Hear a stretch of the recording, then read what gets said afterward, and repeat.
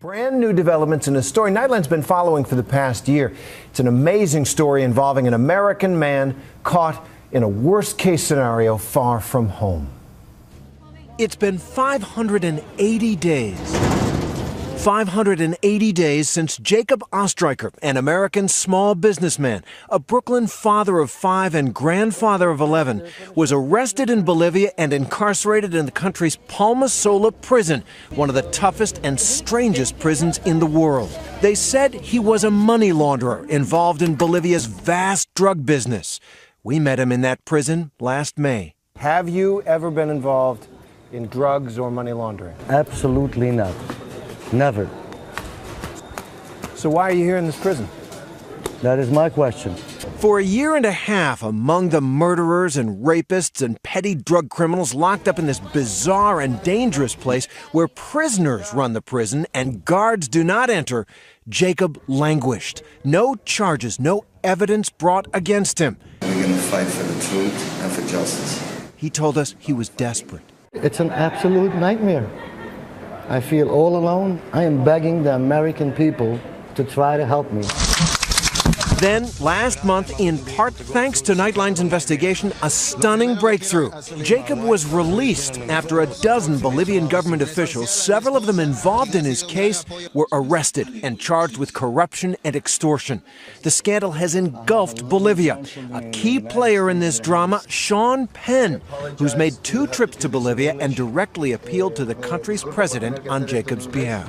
Jacob and his family are living a nightmare of human abuse. But Jacob Ostreicher is not free to go home yet. I feel like I'm in the twilight zone. Under house arrest in Bolivia, suffering from Parkinson's disease that came on while he was imprisoned, Jacob told us today his life may be in danger. There are 13 people in prison, and those are very high government officials. Things don't look good right now. There's a lot of death threats against me.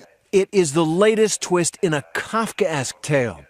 Jacob is a flooring contractor from Brooklyn. In 2008, as construction in the U.S. collapsed, he invested $200,000, his life savings, as a very junior partner in a rice-growing venture in Bolivia.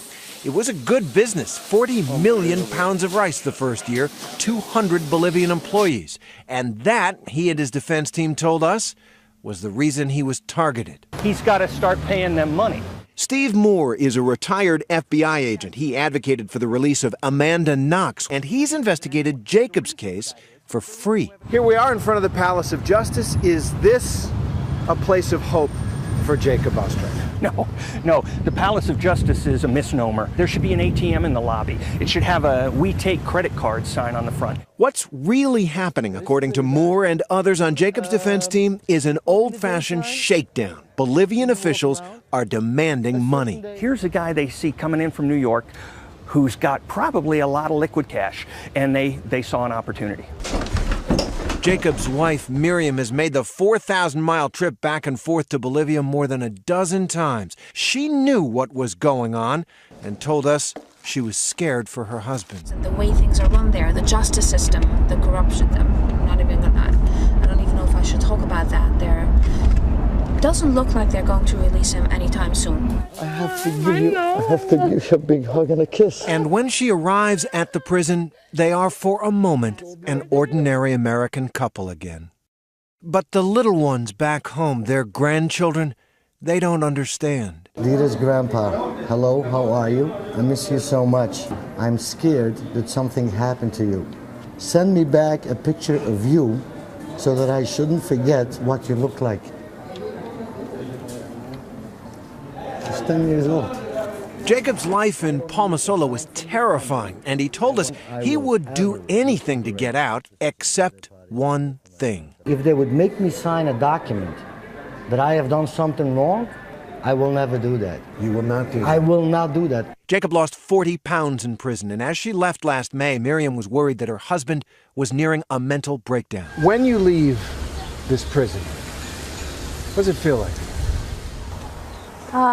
Torture. The pain of watching him watch me leave. He stands behind the gate and he sees my anguish and he runs in to make it easier for me to leave. and he's thinking of me, and he's the one suffering. And it doesn't get any easier, no matter how long I've been doing this. So now it looks like Jacob Ostreicher has been vindicated. It was all a vicious shakedown. But still, the Bolivian government keeps him under house arrest. And he wears a bulletproof vest because they fear they can't protect him in their own courthouses. And so his nightmare continues. That it's time for them to cut me loose and let me go home to my family. They have done enough damage, and now that everybody knows that this had to do with a massive extortion ring, it's time for them to let me go home and let me go back to my country. An amazing saga. We will keep you posted when Jacob comes home.